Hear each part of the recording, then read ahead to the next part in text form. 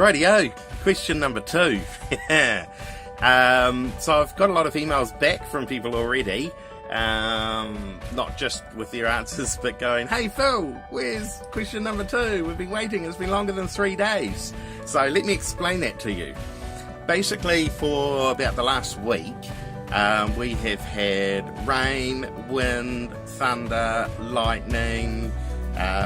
As most of you know, the weather's been pretty crazy in some places around New Zealand, and that sounds like a whole bunch of excuses, and it is. See, the thing is, I wanted to have the perfect conditions for making this next video. I wanted to be on a nice beach or a nice park somewhere, the sun's shining, life looks amazing, you know, all that good stuff to get the second video out. But the reality is, the conditions aren't always perfect in life, and sometimes we'll be waiting and waiting and waiting for the perfect condition. You know, if you've got dreams or goals, things you want to be doing differently in life, and you're waiting for the perfect condition to get started, then more than likely you're probably never actually going to get started.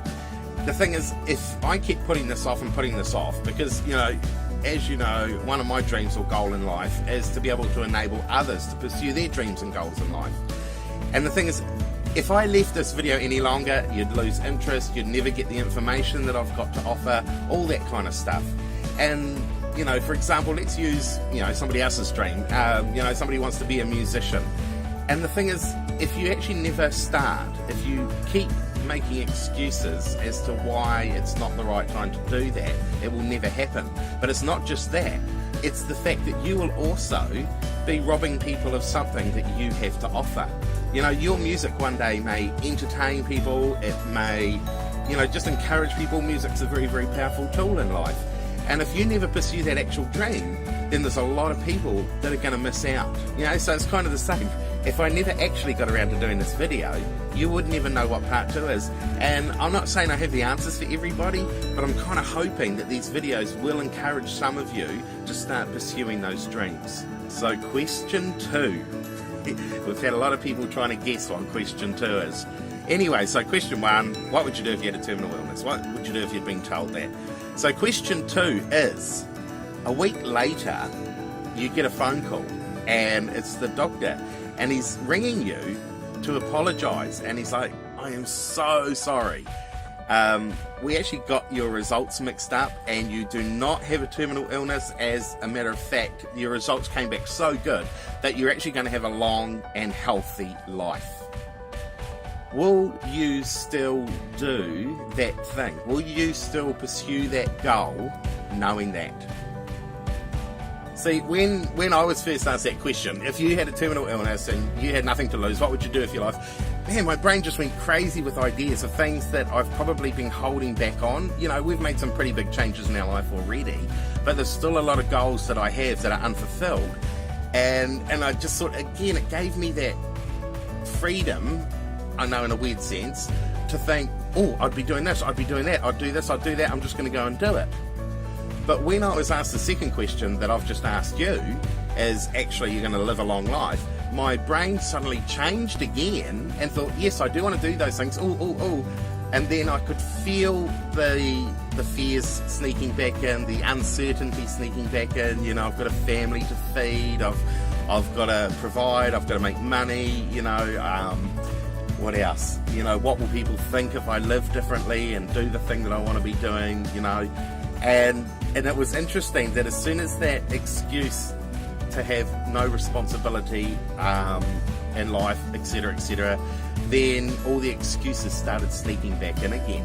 So I found question 2 very interesting. And so I guess my question or my challenge to you is, if you've thought the same way, now that you know you're going to live this long, prosperous or healthy life, would you still pursue those things that you dream about but haven't actually got around to doing for one reason or another? You know, what it highlighted for me was all the subconscious fears that we carry around.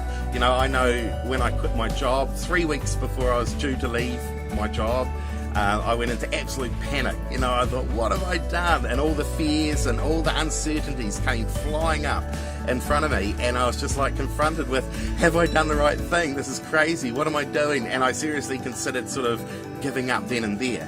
What I learned, or what I have learned, is coming into this life is that I wish I'd done it 30 years ago. You know, it's the fear of the unknown, fear of uncertainty, fear of what others will think. You know, we need to overcome those fears and put them aside, because in reality, the life you start living, you know, like last time I went to my doctor, basically my doctor said, whatever you're doing, keep doing, because it's been really, really good for you. And it's like, I know, and I am going to keep doing it. You know, I love the life that we're living now. And you know, your dream may not be to travel, but your dream may be to become a musician. It may be to start a business.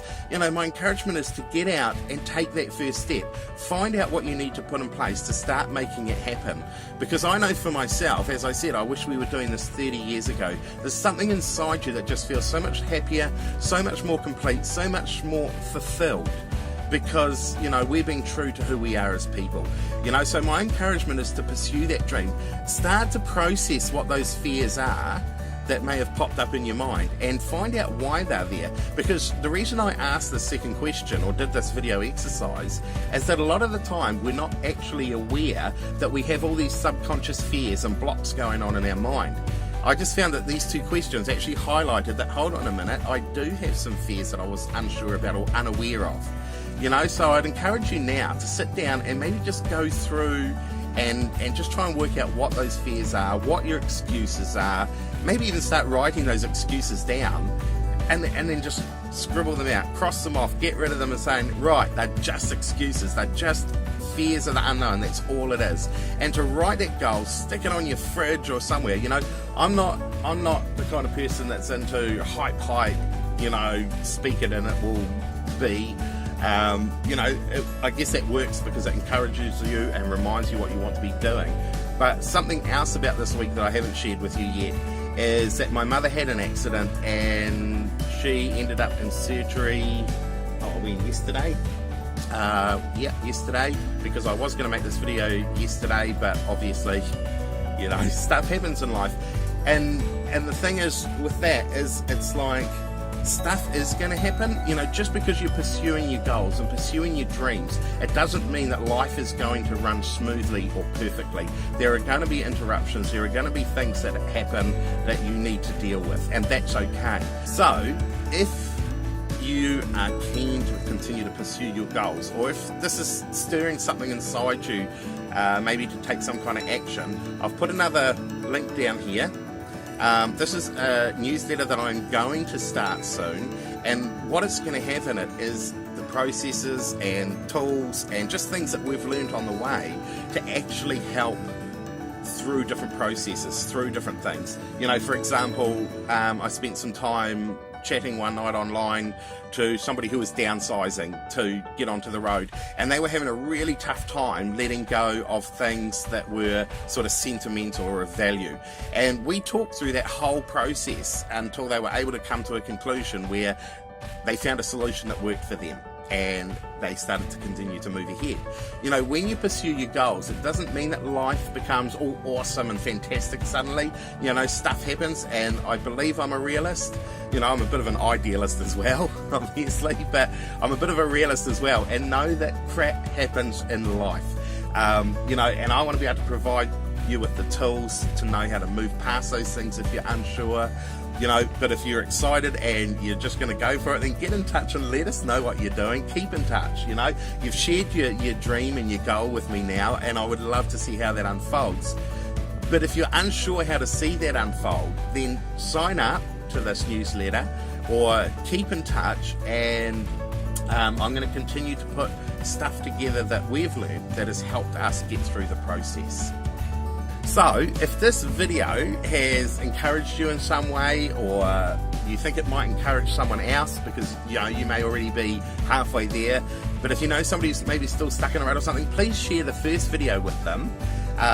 And I will keep an eye out for emails that keep coming in, because we've still got emails coming in. So just to conclude, all I can do is encourage you, if this has provoked some thought in you about pursuing your dream now, I would encourage you to get into it now. None of us are promised tomorrow. Do it now. Don't hold back. Don't let those fears stop you. Don't let the fear of the unknown stop you. Just begin to find out what it is that you need to do to take that first step to making your goal or your dream or the life that you want happen. And remember, life's a journey.